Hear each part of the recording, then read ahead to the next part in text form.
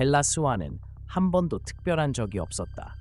학교에서 눈에 띄는 학생도 아니었고 친구가 많은 것도 아니었다. 특별히 아름답거나 재능이 뛰어난 것도 아니었다. 언제나 조용한 아이였고 멀리서 세상을 지켜보며 스스로 그렇게 사는 것이 더 낫다고 생각했다. 포크스에 도착했을 때 그녀는 모든 것이 그대로일 것이라 믿었다. 그러나 에드워드 컬렌이 처음으로 그녀를 바라본 순간 그녀는 더 이상 투명한 존재가 아니었다. 처음에는 미묘하게 느껴졌다. 복도를 지나칠 때 스치는 몇 번의 짧은 시선, 그가 가까이 있을 때 공기 속에 감도는 미묘한 변화. 에드워드가 그녀를 바라보는 방식에는 뭔가 이상한 점이 있었다. 마치 그녀를 이해하려는 듯, 혹은 그녀 안에 무언가가 그를 불안하게 만드는 듯한 눈빛이었다. 벨라는 그것을 단순한 매혹이라고 해석했다. 그가 감추려는 끌림이라고 생각했다. 하지만 그녀는 몰랐다. 에드워드가 느낀 것은 사랑과는 전혀 다른 감정이었다는 것을. 그 진실은 훨씬 더 어두웠다. 그녀를 처음 본 순간 에드워드는 그녀가 특별하다는 것을 알았다. 단순히 그녀의 피 때문만은 아니었다. 물론 그것도 한 부분이었지만 더 근본적인 무언가가 있었다. 그녀의 생각을 읽을 수 없다는 점도 그를 혼란스럽게 했지만 그것만이 다가 아니었다. 그녀는 사냥감이었다. 그리고 그는 그녀를 놓아줄 생각이 없었다. 그가 처음 그녀의 방에 숨어든 것은 그녀를 보호하기 위해서가 아니었다. 그녀의 안전을 걱정해서도 아니었다. 단지 그녀가 잠든 모습을 보고 싶었을 뿐이었다. 조용히, 무방비하게, 아무것도 모른 채. 창문을 통해 달빛이 그녀의 얼굴을 은은하게 비추었다. 그녀는 옆으로 누운 채 입을 살짝 벌리고 있었고 헝클어진 머리카락이 베개 위로 흩어져 있었다.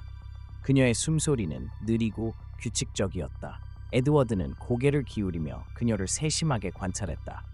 그는 밤새도록 움직이지 않았다. 움직일 필요가 없었다.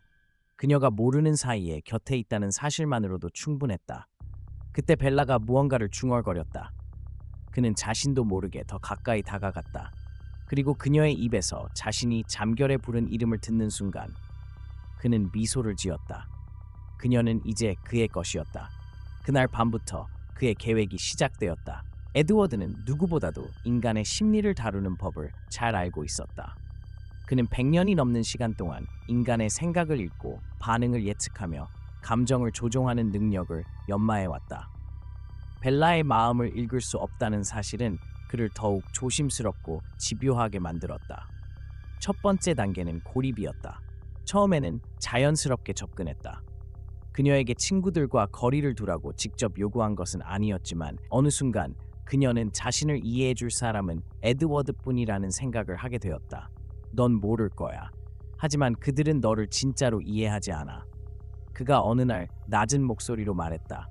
그의 눈빛에는 깊은 이해가 담겨 있었다.